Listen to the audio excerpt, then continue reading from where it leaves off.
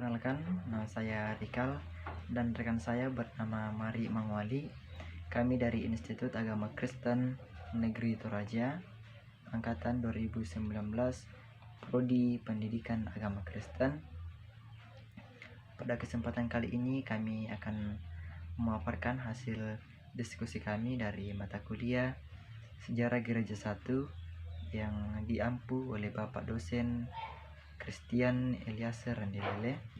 Langsung saja kami akan masuk dalam materi.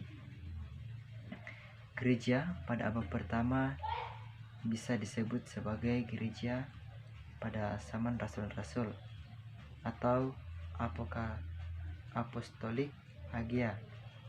Hal ini dimulai dari hari Pentakosta setelah kenaikan Tuhan Yesus sampai pada kematian rasul terakhirnya, yaitu Rasul Yohanes.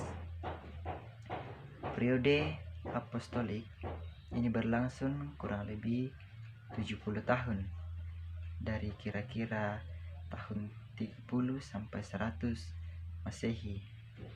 Tempat berlangsungnya adalah di tanah Palestina dan secara bertahap meluas ke daerah Syria, Asia Minor, Yunani, dan Italia, dengan gereja yang pusat terhadap di kota Yerusalem, Antikia, dan Roma.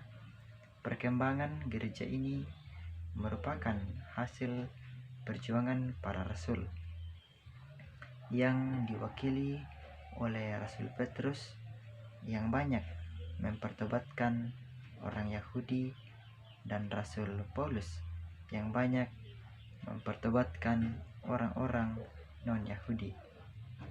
Rasul-rasul lainnya pun tentu saja turut berbagian dalam memberitakan Injil Yesus Kristus ke seluruh dunia. Namun, di tengah-tengah kisah perkembangan gereja mula-mula ini, ada beberapa hal yang disayangkan terjadi, seperti perpecahan di dalam gereja di Korintus.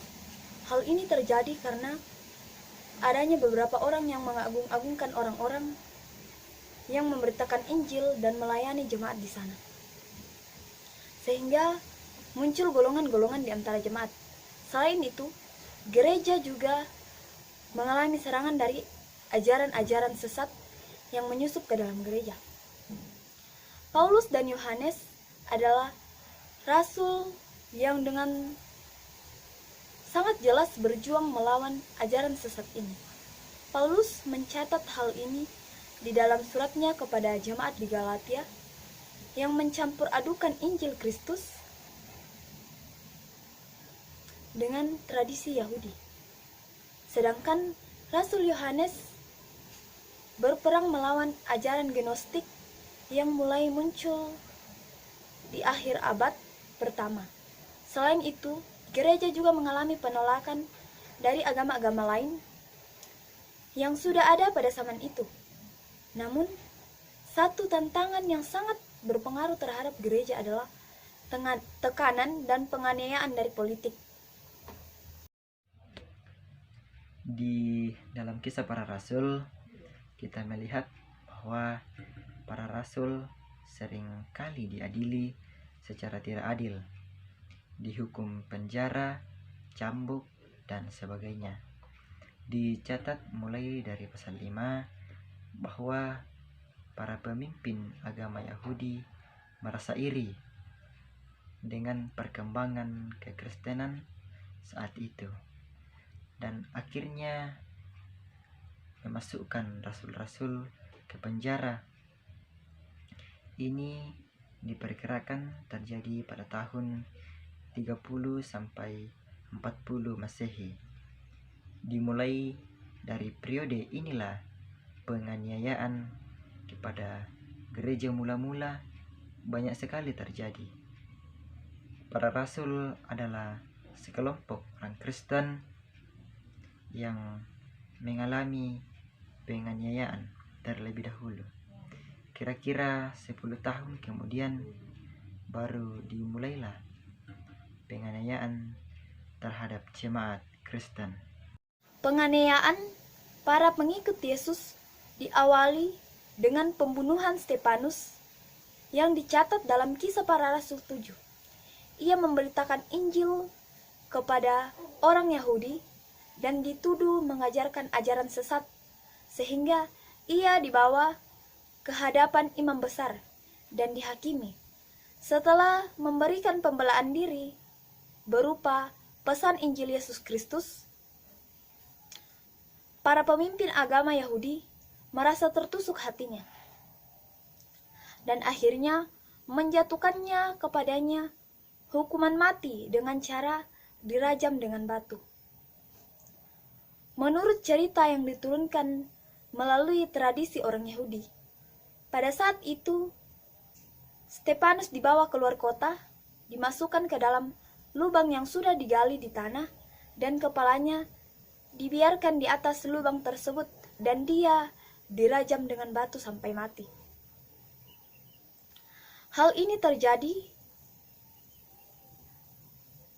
8 tahun setelah Kristus disalibkan, kira-kira sekitar 35 Masehi. Ia adalah martir pertama yang dengan berani terus bersaksi mengenai Injil.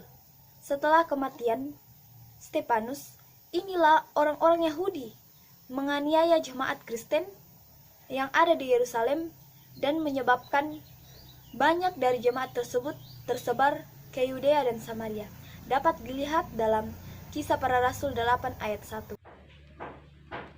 Setelah Stefanus, Rasul Yakobus, anak Zebedeus, dicatat menjadi martir pada zaman pemerintahan Raja Herodes Agripa I di sekitar tahun 44 Masehi. Ia adalah rasul pertama yang menjadi martir dan ia mati dipenggal kepalanya. Ia bersama dengan seorang yang menangkapnya. Orang ini melihat keberanian Rasul Yakobus berjalan ke tempat eksekusi dan mendengarkan Injil yang diberitakan oleh Rasul Yakobus, sehingga ia bertobat dan akhirnya mati dipenggal bersama dengan Rasul Yakobus. Pada saat yang sama, 2 dari 7 diaken, yaitu Timon dan Parmenas dari Filipi dan Makedonia juga mati dibunuh karena iman mereka kepada Tuhan Yesus. 10 tahun kemudian, sekitar 54 Masehi, Filipus pun mati martir setelah dipenjara dan dicambuk. Akhirnya ia disalibkan di Hierapolis, Frigia. Demikianlah yang dapat kami sampaikan. Kurang lebihnya mohon dimaafkan. Kami ucapkan terima kasih.